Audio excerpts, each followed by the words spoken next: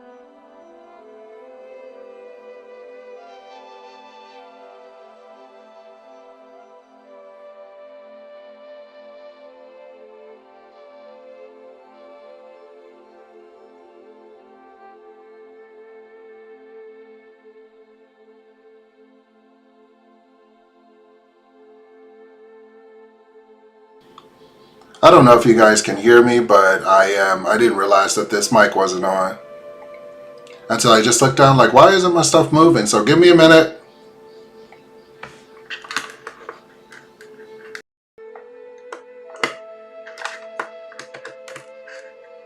Okay. So it looks like things are a little bit better. Okay, so I am so sorry that you guys could not hear me through the beginning of that. Thank goodness I looked down and realized that for whatever reason, you couldn't hear me. So let me just repeat real quick what I said at the beginning. So I apologize. One, in the bottom right hand corner, there is a purple timer. That timer is counting down our time that we're going to spend. We spend 45 minutes in the beginning studying solidly. After that 45 minutes, we have a 5-minute break.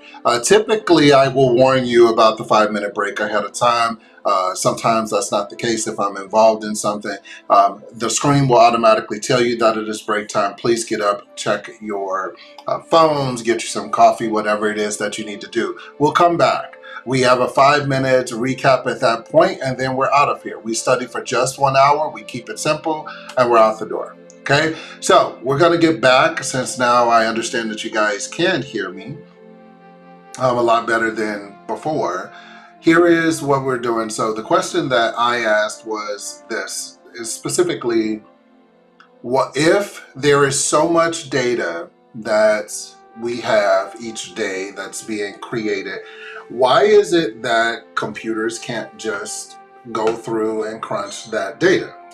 I think that that's a valid question.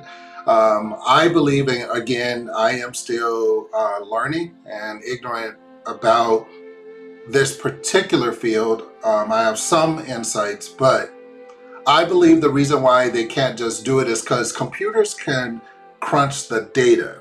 And now we have the storage capacity for that data. But the computing power, as I've learned from my full-time job, the computing power that is needed in order to crunch that data, and they need humans to provide that data and to be able to help the computer to interpret what is,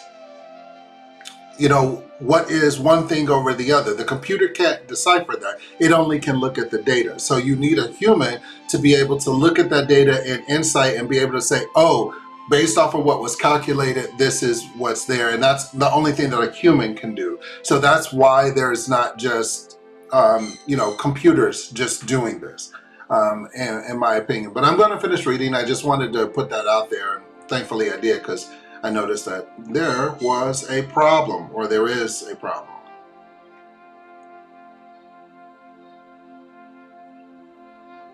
Let me find out why this mic is not working, because there is still an issue with this mic for some reason. So I'm not sure why, but there is.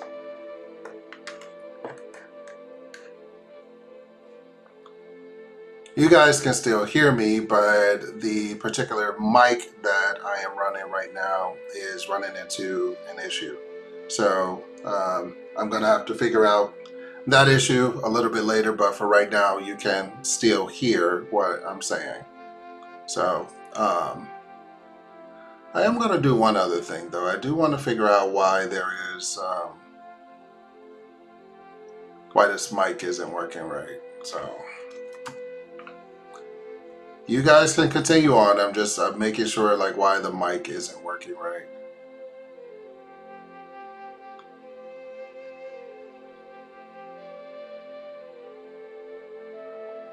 Okay, that's weird, but that doesn't usually do that. But let's see.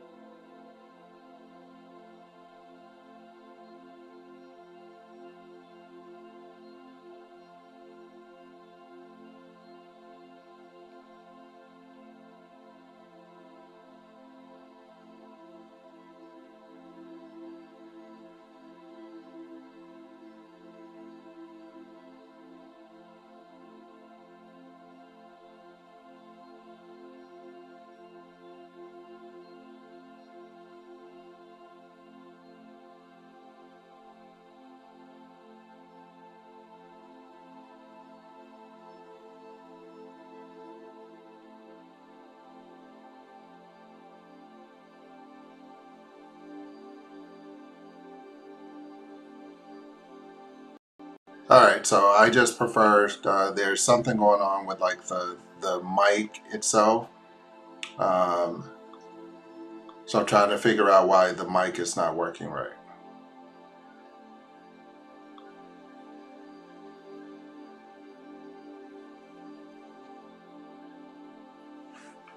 That should be working just fine.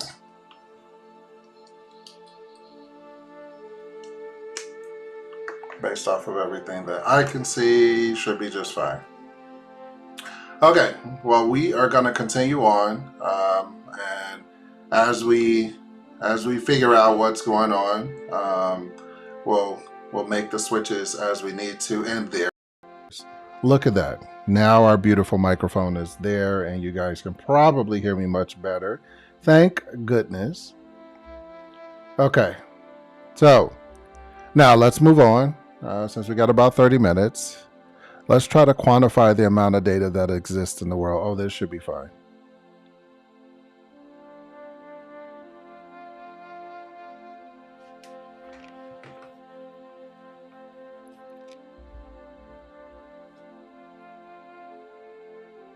I'm not even sure how big an exabyte is.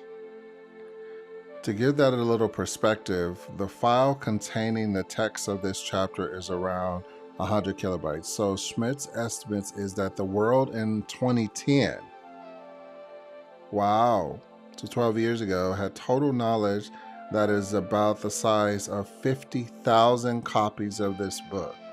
No, that's way more than 50,000. 50 trillion copies.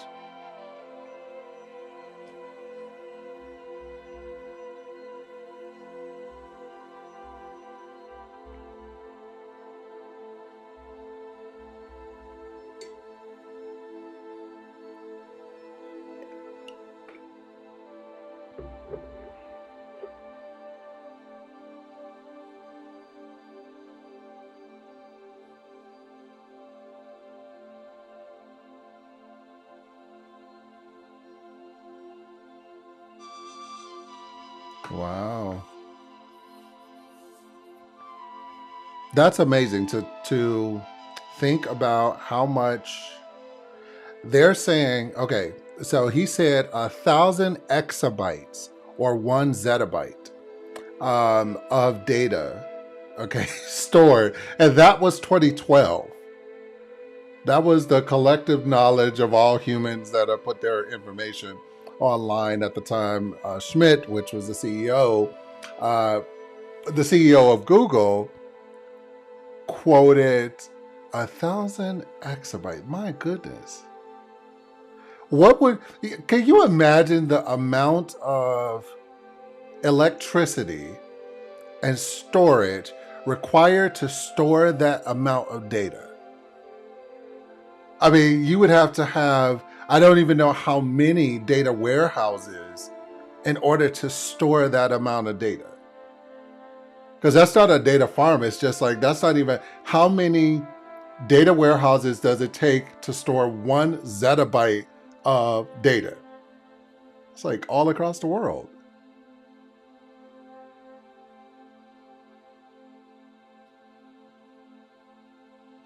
So it says in the year 2020, IDC estimates that the world created 59 zettabytes of new information. Compare that to Smith's estimate of the world having a total of 5 exabytes of stored information in 2010.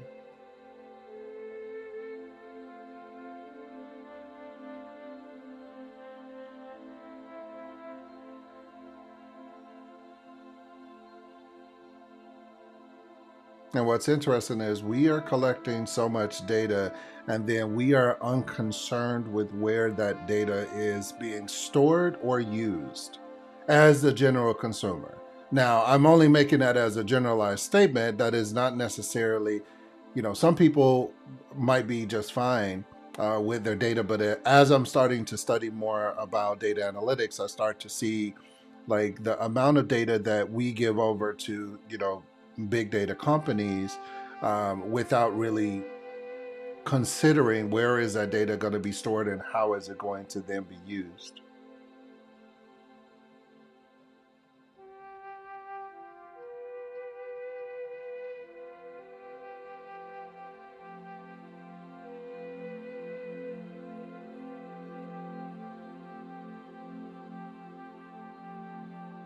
I remember, I can remember very distinctly when we made it to a terabyte and like having a terabyte. I remember when it was like 256 and the 512s and like those were really big to have like a 512. I remember when the iPhone. I remember when the iPhone before the iPhone made it to a terabyte. I remember it was like 256 and your 512s and stuff like that. You that was really big at one time. Uh, but the cost, this says a gigabyte storage cost over time. 1985, I don't think I was really interested in data at that time or even really even looking at it because I didn't get into Apple products until 2008 when I got out the military. So I could pick up at like 2010, and I remember even then it was still expensive to get like a large hard drive.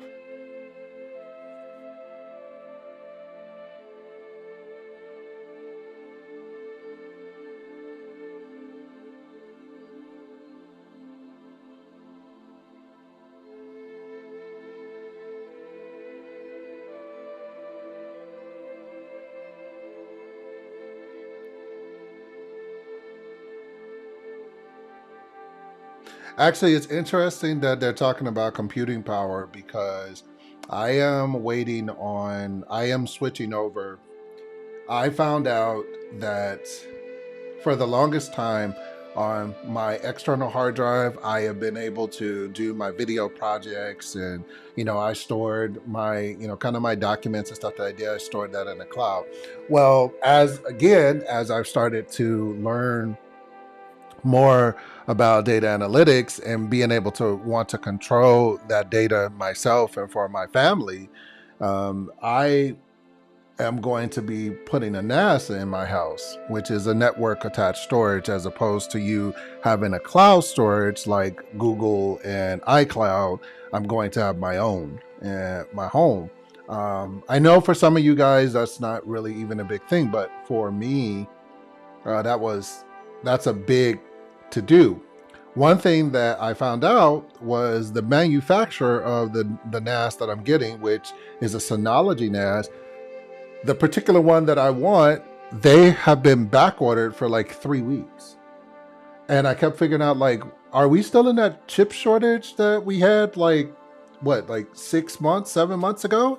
We had a chip shortage. We probably still are, and I have zero clue about that. But I should probably look that up. We should make a note to look up like the ship short. We'll make a note of that. Let's go back to our yellows.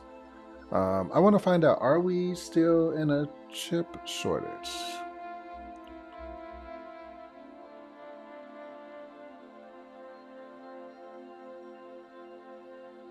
All right, we're just going to use this text right here.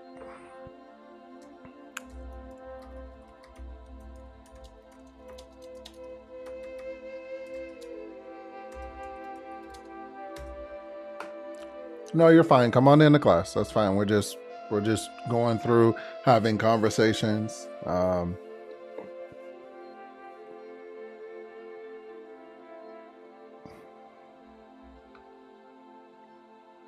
Okay, so Moore's law. Okay, this is something I want to put in blue. Here is why you always have people who will ask the question. I get this question. If any of you are like the tech for your family, you get the question, why do I need to change my phones every 2 years? Okay. For some iPhones, you can keep them. Now, I can't speak for Android, okay, because I've had only very limited experience with Androids. Apple, I've had significant experience with them since 2008. And with the iPhones in particular, the question where I would tell people every 2 years, maybe 3 years, switch out your phones is because of exactly what it said. Moore's law, the prediction is often loosely interpreted to mean that we will double the amount of computing power on a single device every 2 years. So the iPhone will typically step up, and iPhones, you can keep them 5 to 8 years, which most phones you cannot. But an iPhone, you can keep an iPhone for a significantly long amount of time.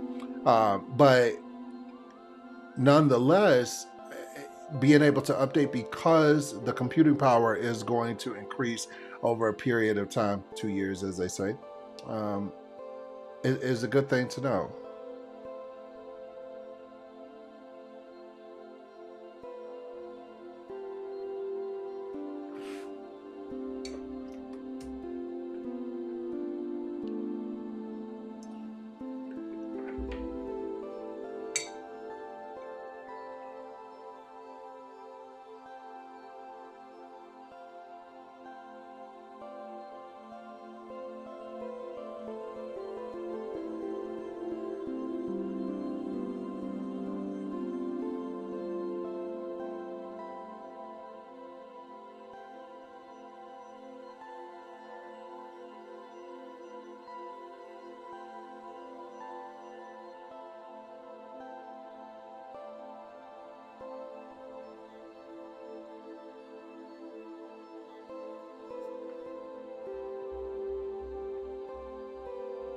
I believe this portion that he's referring to has to do with like when he says even better those resources. So he's talking about resources that now, for example, like Google and Amazon will allow you to use their AWS servers, which pretty are very powerful machines. Their servers rather, you can use those servers, you can rent those. And he's saying if they require more powerful computing resources, cloud services allow them to rent massive banks of computers at very low cost. Even better, those resources are charged at an hourly rate, and analysts pay only for the computing time that they actually use. So,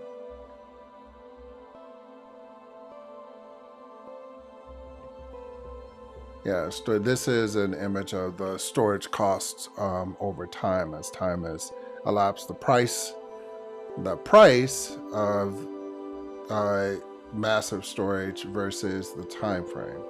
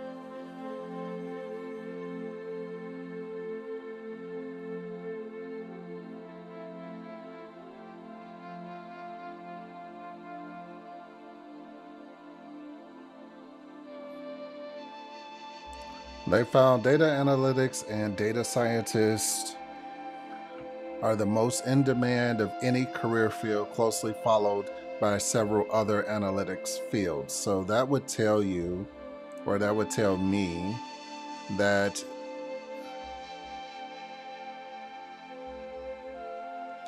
let's focus back on our yellow again. We're at 17 minutes.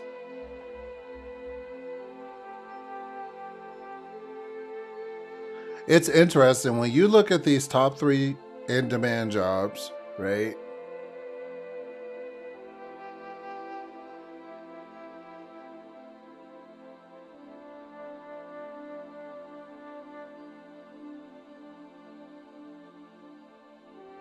Actually, none of these jobs are things that you would traditionally think of as like you need somebody to build a car, you need a chef. Doesn't mean you won't. It's just according to this particular chart from the World Economic Forum and their 2020 Futures of Jobs report, it confirms that data analytics and scientists are going to be, because this field, as it's growing, there is a humongous need because we have so much data and not enough people to actually go through and help to process that data.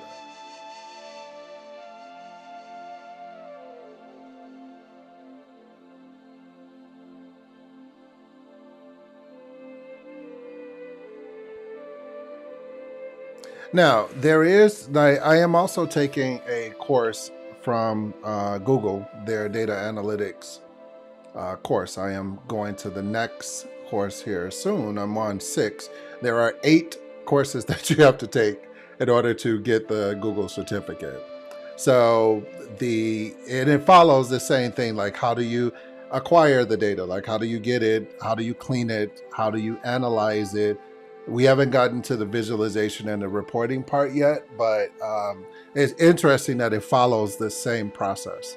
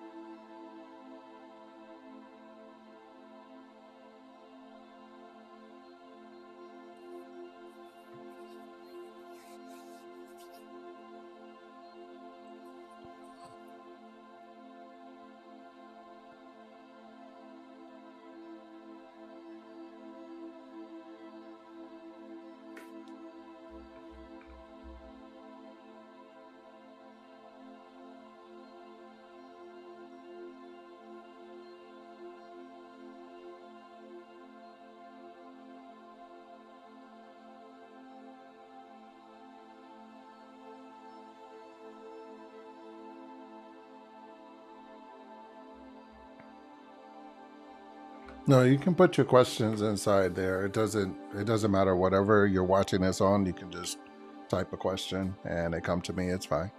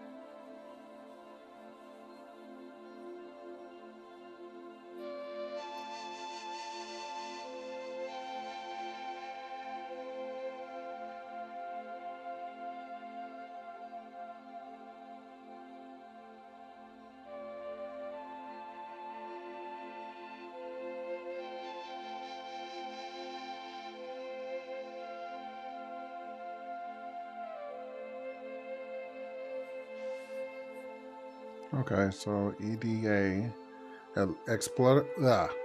known as Exploratory Data Analysis, which uses simple statistical techniques to summarize the data set and draw high-level conclusions.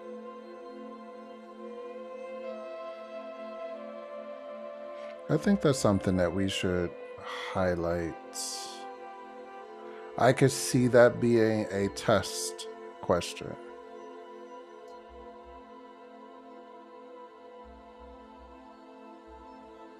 Like, what is EDA?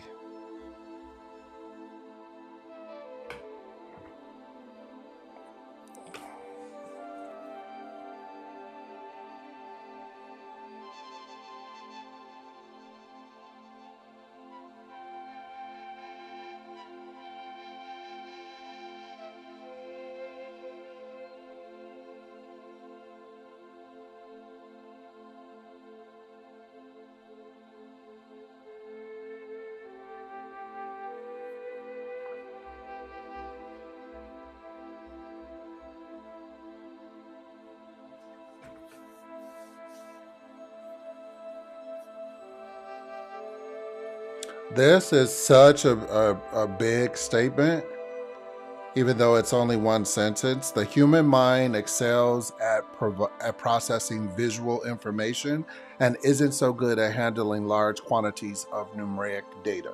Very, very true.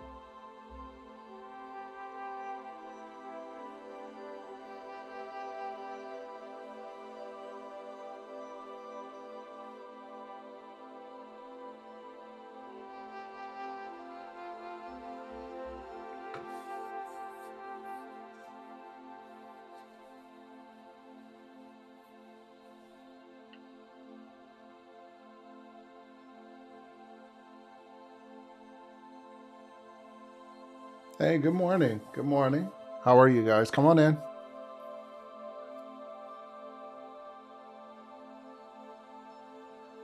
We are just going through, we are on chapter 1 and making some progress through this chapter where Mike is going through how each chapter will be broken down and kind of going through aspects. We were talking a little bit earlier about the amount of data and storage, and he was kind of answering the question of why now? If companies have been collecting data, for years on us, meaning as humans, we'll just use humans and robots, okay? So the companies have been collecting data on us. Why now is there this big push for data analytics? What's different now?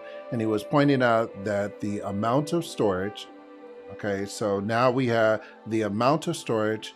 We've got the data, obviously. We have the capacity for large storage. We also now have the computing power to match it. The problem is that we don't have enough people to do the work for that. So we've got a lot. We've got computers that can read the information at very fast speeds, but they can only read and produce a result, meaning that they can't go through and interpret. A human has to interpret. Even with machine learning, I've learned through my current job that machine learning is very expensive and it requires a massive amount of data to be put in so that the computer can learn.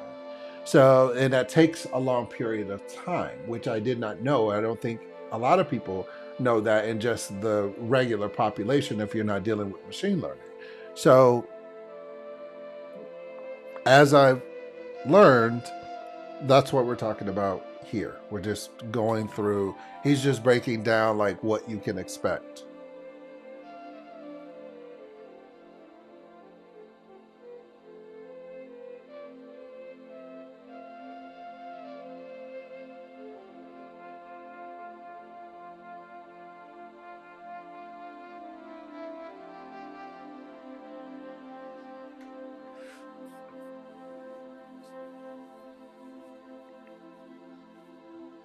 So let's see this visualization if it will allow us. Okay.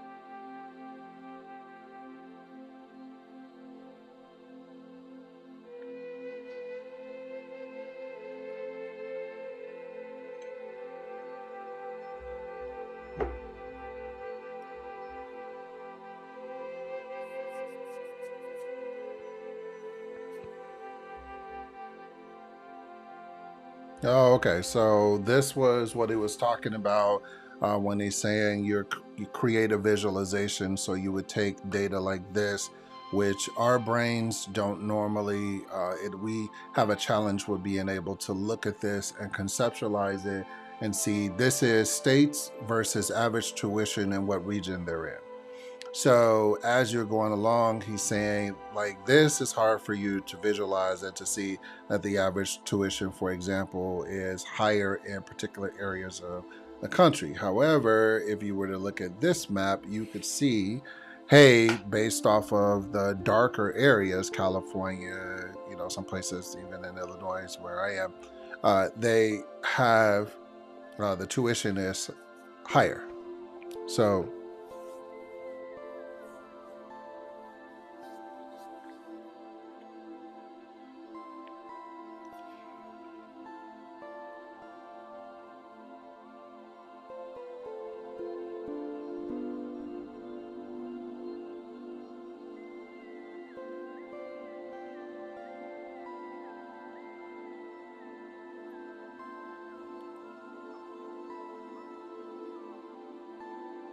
all right, so this is your 5 minute warning. So this is letting you know in 5 minutes we are going to go on break, and we're going to be getting up from our tables wherever we are. We are going to go through and take some time to just chill and relax, get your mind off of this kind of study process, and then we're going to come back and we're going to quiz ourselves and see what's going on with what we've retained, at least from this part.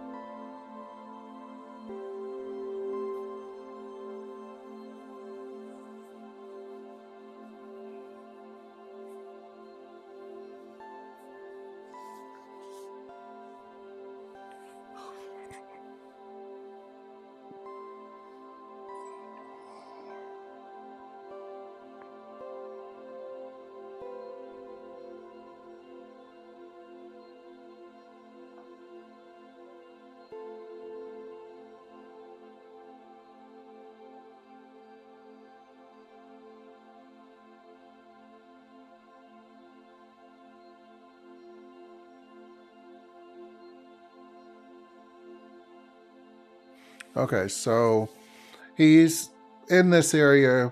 We're talking about two things: the analytics technique, and one of the things that I want to point out that he brought in was understanding that the process for the analytic processing technique is iterative, meaning that you can go from one particular area. You could be, looking at a dashboard and then find out that the data on that dashboard is inaccurate because the data that was inputted for it was inaccurate. So now you have to go back to look at the data and then clean that data again. So that process doesn't mean you're always going linear. You may have to change it out and go into a totally different area. That's one of the things that this part right here I thought was pretty spot on, because you're not going to just go in one area, go create your dashboard, and then if your data is incorrect, then your stakeholders won't trust you. They won't trust your data. They'll always want it cleaned by somebody that they trust. So if we're going with the mentality of making sure that our stuff is ready for our stakeholders to get the best and the ideal information from what we provide as data analysts. So, all right, you're at your 2 minutes, and in that 2 minutes, we are going to take a quick break, and we are going to go, if you're just coming in, we're just going to take our 5-minute break. Once we come back from our 5-minute break, then we're going to go ahead and start our quiz for today. So you'll just kind of walk in and boom, quiz day. So we're going to finish up the analytics techniques part here real quick.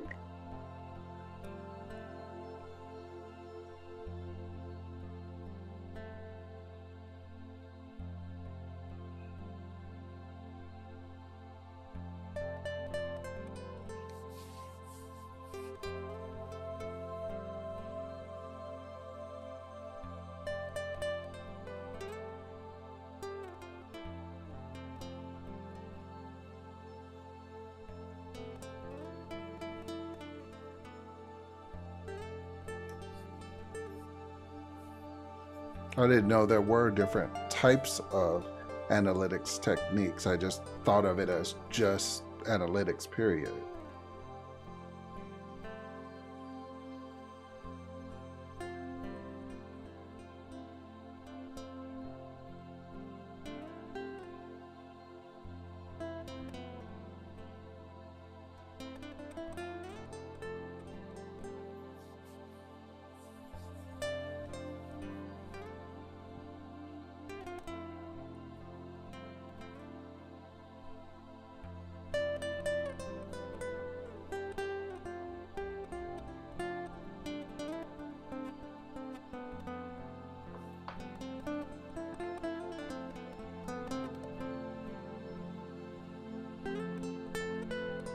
Predictive versus prescriptive.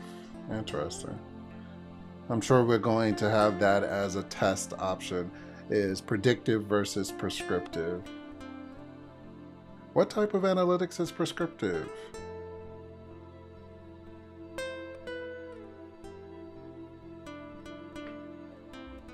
Key information. You guys have about 10 seconds. So we're going to go ahead, highlight this out, and you enjoy your break.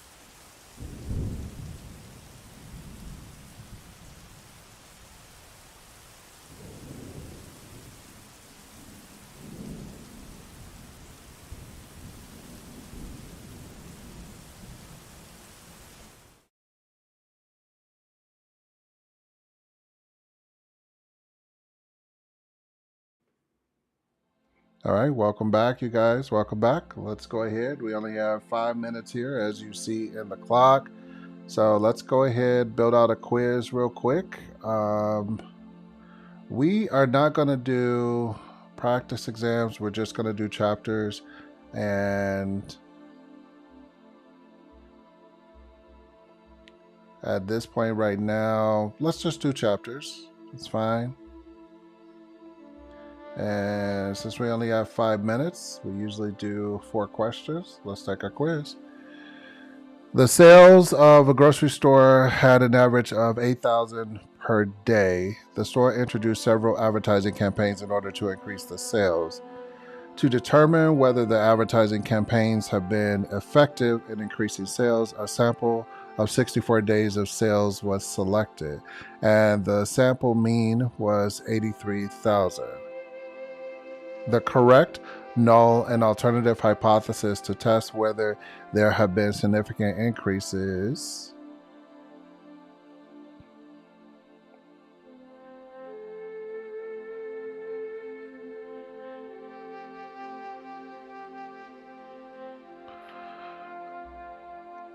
I'm gonna go here. So it's null population means. Let's go on to our next one. Zach is interpreting a left skewed distribution of test scores. Enzo scored at the mean, Alfonso scored at the median, and Jezebel scored at the end of the tail. Who had the highest score? So a left skewed. Enzo?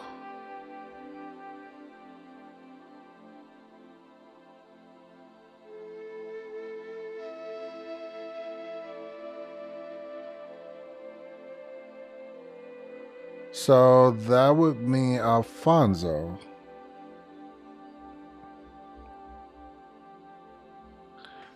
Kelly wants to give feedback on the final draft of a strategic report that has taken her 6 months to develop. What can she do to prevent confusion? What can she do to prevent confusion as she seeks feedback before publishing the report?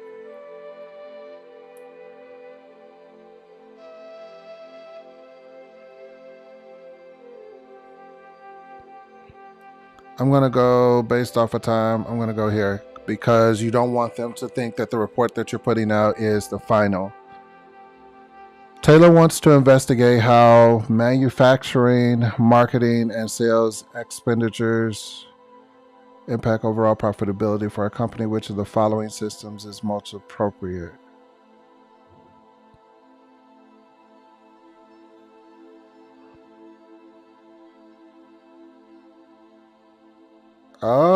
Don't know this one.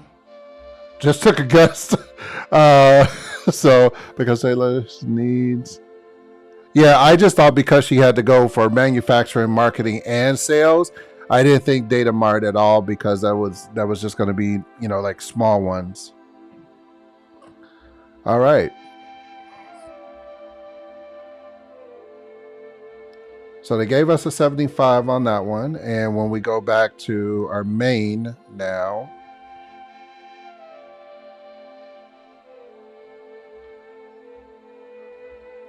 so not too bad.